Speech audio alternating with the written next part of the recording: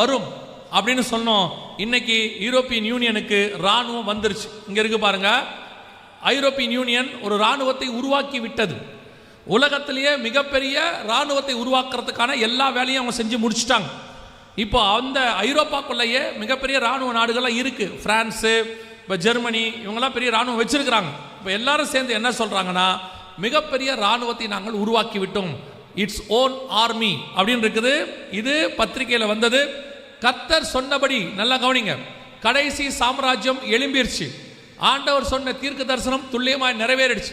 நம் கண்களுக்கு முன்பாக கடைசியாய் எழும்ப வேண்டிய கடைசி சாம்ராஜ்யம், வல்லமை, அதிகாரம் ரெண்டுத்தையும் ரெடி பண்ணிட்டு இருக்குது.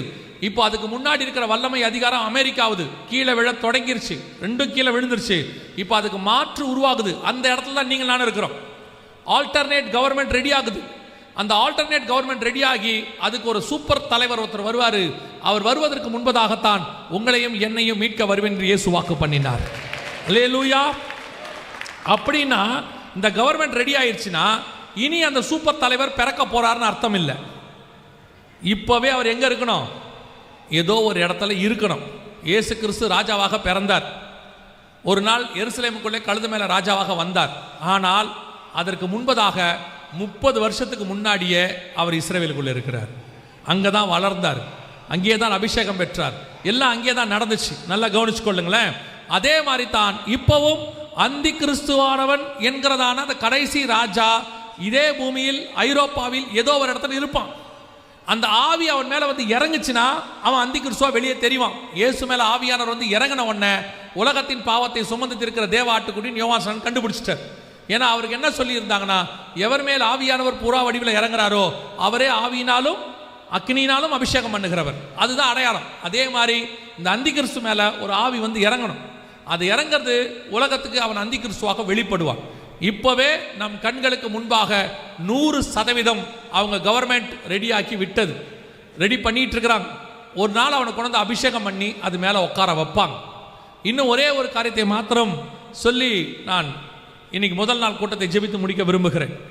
இதெல்லாம் நடக்கும்போது ஒரு அடையாளத்தை கர்த்தர் சொன்னார். இதெல்லாமே அடையாளம் தான். இதெல்லாம் கொஞ்சம் தியானிச்சிங்கன்னா உங்களுக்கு தெரியும். வெளியரங்கமான ஒரு அடையாளம் இருக்குது. அதை மாத்திரம் காட்டிட்டு நான் ஜெபம் பண்ணி முடிக்கிறேன். வெளிப்படுத்தல் 17:3 வாசிங்கள் பார்ப்போம். வெளிப்படுத்தல் 17:3. ஆவிக்குள் என்னை வனாந்தரத்துக்கு கொண்டு போனான். அப்பொழுது 7 தலைகளையும் 10 கொம்புகளையும் உடையதும் தூஷணமான நாமங்களால் நிறைந்ததுமான சிவப்பு நிறமுள்ள மிருகத்தின் மேல் ஒரு ஸ்திரீ ஏறி இருக்க கண்டேன்.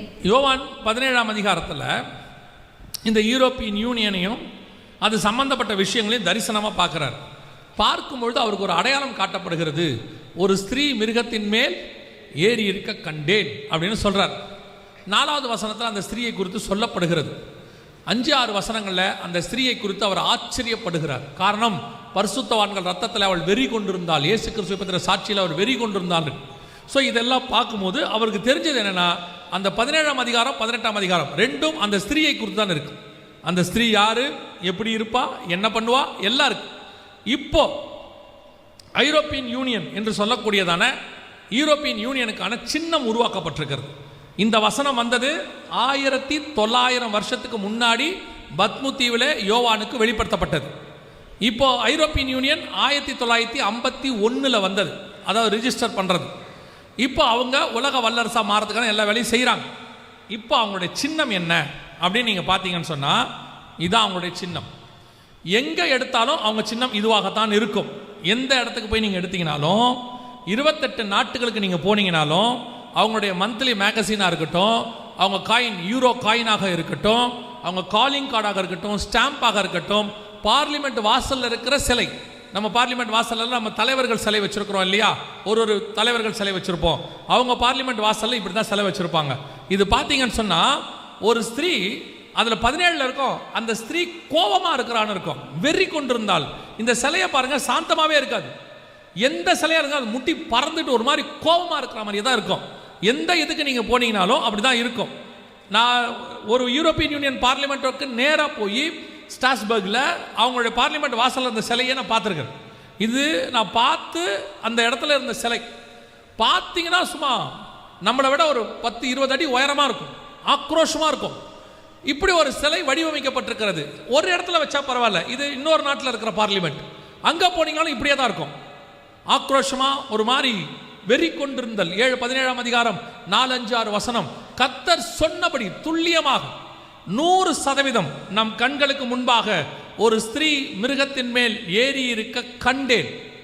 எத்தனை வருஷத்துக்கு முன்னாடி சொல்லப்பட்ட தீர்க்க தரிசனம் பாருங்க. வெளிப்படுத்தல் 17, 3, 4, 5க்கு உலகம் போயிடுச்சு. கடைசி பார்லிமெண்ட் கட்டப்பட்டாக்கி விட்டது. ஆண்டவர் சொன்ன கடைசி கால சாம்ராஜ்யம் ஸ்ரீ மிருகத்தின் மேல் ஏறி உட்காந்தாச்சு. இந்த ஸ்ரீ மிருக காம்பினேஷன் எங்க தொடங்கணும் உங்களுக்கு தெரியும் நினைக்கிறேன். ஏதேன் தோட்டத்தில் தொடங்கினது. அங்க வந்து இங்க தான் முடியும். 17, 18 2 அதிகாரத்தில் தான் முடியும். அதற்கு பிறகு ஸ்திரீ காம்பினேஷனே இருக்காது. இயேசு கிறிஸ்துவோட அரசாட்சி வந்துடும். அதுக்கப்புறம் 19 இருந்து கர்த்தர் சொன்னபடி துல்லியமாக இன்னைக்கு வெளிப்படுத்தல் 13 5 வசனம் நிறைவேறி விட்டது.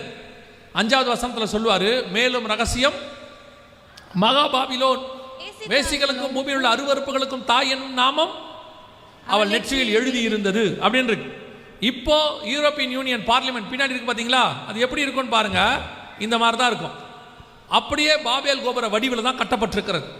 எப்படி பாபேல் கோபுரம் இருக்குதோ அதே மாதிரி அங்க கீழே போய் பார்த்தீங்கனாலே அந்த கோபுரத்தினோட வடிவில் தான் இருக்கும்.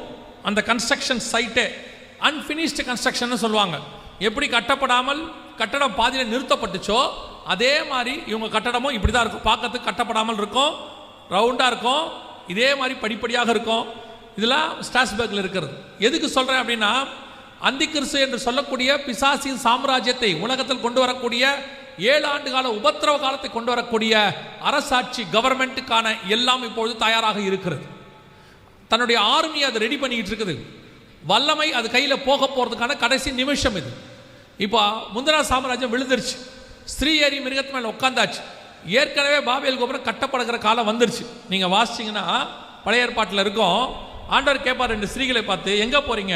சினையார் தேசத்தில் உள்ள பாபேல் கோபுரத்தை, சினையார் தேசத்தில் உள்ள பாபேல் நாங்கள் கட்ட போகிறோம் அப்படிம்பாங்க.